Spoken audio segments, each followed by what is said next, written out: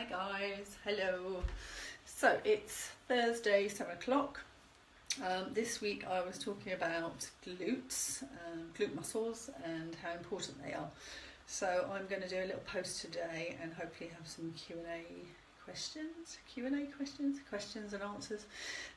You can ask me some questions, I give you some answers if I know the answer, about bottom muscles, so glute muscles. There's quite a few of them. If you read the post from Tuesday, they pick up on the main three glute muscles. The maximus, minimus and medius. All in here, all tucked away nicely. Some do side bits, some do back bits, some do a bit of both. Some rotate your leg in, some rotate your leg out, some do both. But what I've been seeing more and more, and it's really common for the people that come and see me, is that their bottom muscles aren't working properly or strong enough to balance the quad muscles, the big quad muscles at the front. So there's a lot of imbalance. There's hamstrings that are kind of firing up doing the work, and the glute muscles aren't really doing much of anything. And it's really important that we use our glute muscles to extend the leg forward. So that kind of squeeze and then lengthen is the bottom muscle propelling the foot forward. So bottom muscles are really important. So I'm just going to talk a little bit about the balance between the front and the back and what happens as we get older. So when you're it does start from when you're at school. All that sitting down, all that sitting that we're put into to sit on chairs and sit at tables for hours and hours on end, and then it translates into the work that we do driving or sitting at desks for a long time. It just weakens the glute muscles, lengthens them, weakens them, and desensitizes them so that they don't balance out the front of the body. So often we end up with that tucked in pelvis that I've talked about before in the red light in somatics, and these muscles in the front of the body get very tight. So in the quads, into the hip flexors, and into the abdominal muscles, and we get this nice tight pulling here. And the poor old glute muscles, even though they're massive and there's a lot of them, really struggle because of that over lengthened, not used very often, weakness to actually do the job that they're supposed to do. So I often see people with a big imbalance from front to back, and usually more often than not on one side. Maybe it's just the people I see, but more often than not I see people with an imbalance on one side, so into the hip here, and it's really important for longevity to get those glute muscles working again, to get them working neurologically, get them nice and strong. So somatically there's a lot of sensory motor amnesia there, which means that the brain kind of forgets about that area, like it does the front of it, and that's why we get sort of very restricted movement. We move like this rather than actually moving with our hips moving. And then you add into that kind of the fact that our feet don't flex properly, and we don't use our feet as much anymore because the front muscles are so tight, they just plonk our feet up and down, so we're never actually engaging over the whole range of the foot and pushing up back into the glute muscles that can then propel us forward. So there's a lot happening mechanically, intrinsically, mechanically, and all these things are happening that cause us to have weak glute muscles. So what I tend to work on with people is releasing these muscles at the front. So I do that in a number of ways. I might do it with massage, I might do it with fascial release, might do it with showing people some stretches. Invariably I like working with the stuff that I've been doing to do with intrinsic biomechanics, which is releases to the front of the body, and then either stretching or using somatics to lengthen the front of the body and then to strengthen the glutes. Because once the front of the body is released a little bit and the pelvis is a little bit more soft, then you can kind of fix it back a little bit so it's in the right position, doesn't cause so many problems around the hips. Because if any part of your body's in the wrong position, it's going to cause an imbalance, cause a bit more of a pull on one muscle that then obviously stretches the other side. The other side is always trying to pull back with a bit of tension, and that's what you get into the bottom muscles. They're fighting with all the stuff that's happening in the front, the tightness.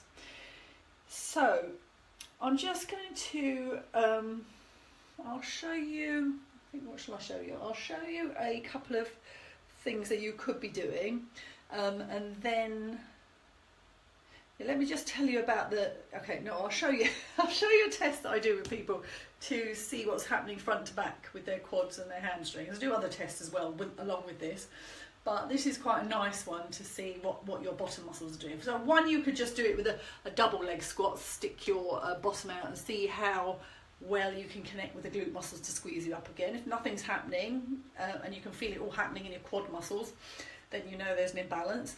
The main one that I do, which some of you have probably done with me, is we do a single standing leg squat. So we sink down and we hold for 3 seconds. I've got a bit of a dodgy knee, so that's why I'm flapping from side to side. And then we come up again, and then we do the other side. I've got no trainers on, so it's not really doing very good. I'm going to go straight into wobble with my dodgy ankle. So that's not thigh muscles, that's my dodgy ankle that I hurt in the summer. Still not quite right. So then I would test with that. I might take it further if it was an athlete and they would jump in that position. And what that shows me is if you can't really struggle to go down, if it's causing pain in the lower back, then there's some big issues. Hi Alex, hi Sue. So then we would work, know that there's an imbalance. Invariably I would have a sort of feel of your quad muscles and see what they're doing, see how tight they are, look at your psoas muscle, feel how tight that is. And then we would work on releasing those muscles as much as we can, doing some stretches into the front of the body, and then work on strengthening the bottom muscles. So I'm going to show you a way of getting the hip flexors moving. It's very subtle and it's a somatic move. Just thinking about whether I would show you a release first. So you could release the front of the body very simply with a very easy movement. So just thinking where I could do it with you.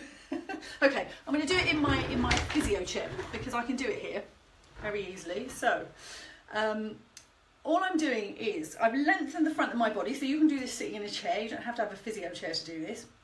I'm actually going to bring my feet out, and then I lean back a little bit, then I put my hand on my thigh and very gently push that thigh into my hand, so really gently. So what I'm using is 20% pressure for 20 seconds. So push, push, push. I'm sure you could try this at home, but invariably I would want to see you, because there's a lot more tests we could do, but I'm just giving you an idea so you get a feel for what the process is. So I would hold it for 20 seconds, then I would release it. Invariably I'd do this lying down because you really need to have a long thigh, but if I was teaching you how to do this, then you could go off and do this at your desk. Put my hand on my thigh again, push up, I'm holding it and hold for 20 seconds. So I can feel it a little bit engaging in that quad muscle at the front. Hold it for 20 seconds, then I would release it. Hi Anita, just talking about bottoms and quads. You might like this. This might help you to see if you've got a wonky bottom. I don't think you've had all that running. And then we push up again, and we do this 4 times. So all I'm doing is pushing my thigh up into my hand, 20% pressure for 20 seconds. I'm not going to keep doing it because we'll be all day. And then I would do that 4 times. Then I would just do it throughout the day as many times as I could, even random ones here and there. And then I would do the other thigh. Then what I would do, because then your thighs are a little bit longer through the front, they're a little bit more released, there's a bit more of a brain connection going on through the front of the body now to help it release, to help it let go a bit when you start tightening the quad muscles. Because if you tighten the quad muscles, invariably the ones at the front will lengthen. So if I squeeze into my bottom muscle, the front has to lengthen. Otherwise you won't be able to walk, because you need that propulsion of the back muscle, the bottom muscles. Then I might do a stretch, so you could do any stretch you wanted to here really. That the obvious one would be just stretching through the front of the body here, which runners do. So you could hold that. If you know how to stretch, if you're an athlete and you know how to stretch, then do it like that. You could come down onto one knee and do it. Some people put their foot up on a chair. So all I'm doing is lengthening and giving a stretch. I'm not a great one for stretches, but some people really like to have a stretch. So the The other thing that I would do in a somatic way, so I've released the front of the thighs, then I'm going to do something somatically to get them nice and loosened again, lengthen those muscles, because we're really retraining muscle amnesia. So I'm going to lie down on the floor. Hopefully I won't disappear too much. Let me come and fiddle with this. Get a bit of a different angle in it. So I'm going to lie down and I'm just going to get my thigh moving like this from side my feet. So I'm going to press down into my feet and send my knee forward. So I'm doing this kind of yawing movement. Well, it's not even a yawing, because that would be like that, wouldn't it? A movement like this. So you're not lifting your hips up and down, you're sending your feet forward. So just, hopefully you can see me. I'm going to lie away. I'm going to lie this way. I hope you can see me. So I've got my knees there. I can just about see that you can see me. And all I'm doing, so we'll just watch what my knees are doing. They're just going forward and back. You should be able to see that there's a knee going up and down a little bit. So it's just going forward on the floor. Now I'm going to slow it down because you do it very slowly. Some people wouldn't be able to do this straight away because it's quite hard to just go straight into. So I'm pushing down into my foot on the left, sending my knee forward, sinking it back down into the floor slowly, sending my other foot forward, lengthening through that front part of the body, bringing the foot back again. Okay, so you could do this. This would be a nice one to do to open the front of your body. Just doing it for as many times as you want, feeling it lengthen, don't push into any pain. So this is a somatic exercise because it's got movement in it, it's slowed right down and there's no pain. And then the other one that you could do to help with the inner thigh and the psoas muscle is just putting your knees together, taking your knees from side to side. So getting some lengthening into the thighs, into where the psoas muscle connects, which is a hip flexor, into the spine. When we get that feeling of tightness in the front where you can't lift your legs up very well. You probably know about it in yoga classes. So you'll just do this movement very slowly. If your knees start getting a bit further down to the floor, you could press down into the opposite shoulder. I start turning my head because it just helps with the neck if you get some movement rather than lying there rigidly. You get a double whammy of releasing. So that will start releasing into the front of the thighs. I mean, the lower the legs down a little bit more, you can see here that that's lengthening a little bit and coming back. And that will be working on the opposite thigh into the psoas. So we're getting the quads and the psoas and the outer part of the body as well. So you could do those for as long as you like. Oh, we're getting it all tonight, aren't we? Flashes of belly and everything. And then, so then you would think about, now if you worked with me, I would identify whether you've got weak muscles on one side. You may already know that. If you're getting pain into one hip, unless you really don't, you've got lower back problem, you've been seen about discs, or you've got ankle problems or knee problems, then try and think about it as if this side's overstretched and this side's pulling in. This front is too tight and this is weak. So it's all kind of, this area is weak and these front and inner thighs are too tight. So one thing that you could start to do is to either do some side leg lifts. So you could just stand there, turn your foot in. So let me, where am I? Here. Turn your foot in. We'll do it this way. I might fall over. Now I need an angle, don't I? I'll do it with the other leg. That'd be a bit more obvious, wouldn't it? Turn your foot in and then turn your hip round and then very gently lift your leg up and down. So you could do those. If the muscle's very weak, it's going to play up straight away. Doesn't mean you're damaging it, it just means that you don't do too many to start with. Or you can do that lying on the floor. So my favourite position would be lying on the floor doing that. But you've got to get the real angle on it because we don't want this part of the body to lift the leg, which it will try to do. We want the bottom to lift the leg. So you need to lie on your side. So which is the best angle for you to see me? I suppose here. I lie over here like this. You're not getting all of me, but you're getting some of me. So I would tilt my body forward, angle my foot down to the floor and then lift. And I'm really squeezing into my bottom to do this. Okay, so that's one way you could start targeting the glute muscles. And if you've got one-sided hip pain, then just work on that one side. Now, invariably, if you've got hip pain, it's not going to take long for that muscle to start going, the muscles in the bottom start going, well, we don't like it, we're hurting, and you to think you're damaging them. You're not, you're just dealing with a muscle that's very weak and very unhappy, a bit desensitised, a bit forgotten about. So all you've got to think about is just doing 5 to 10 at the most over the first few days. So that's an idea for you to play around with if you want to start looking at how your glutes work, why they're not working. If you haven't got a hip pain, but you know that you tuck under, you know that it's sore into the front of your hips, it may be that you could just work on doing double squats. So just sinking your bottom back. And if you do squats, make sure that you're taking your bum back. I don't want to see this happening, knees going forward. That's the worst thing you could possibly do, especially if you've already got knee pain, because it's invariably coming from your thighs anyway. So you want to sit back and squat. And really make sure your legs are parallel. You don't want them dropping in, dropping out. Okay? Some nice... And squeeze up and squeeze down. God, you're getting a whole exercise regime, aren't you? So, if you've got any questions, then let me know. If you recognise that as a pattern yourself, if you've watched this video later, then comment on it later. I'm just checking the time, we're all right for time. I've started late, haven't I? It's normally start at 7. I don't know what's come over me. I'm supposed to be in my other group now. It's all been happening today. It's one of those days. So we're having a late starter. So, yes, so any questions about the glute muscles, any questions about anything else, then let me know. If you want to come and see me, then come and see me, and we can look at what's going on for you and these imbalances that happen. I work with people one-to-one over 5 sessions. We do a 5-session thing where we build up a program together using all of those things. So the releases, the somatics and strengthening stuff. So we target those areas that are imbalanced and get you strong enough and doing stuff that will that you can do at home. So you could use weights, but we use TheraBands. Or you can, what I'm starting to do now is one-to-one sessions where we just do a 1 hour and a half session where we do a mini program. So we just invariably will be working on the lower part of your body because that needs to be stabilized before we do anything else.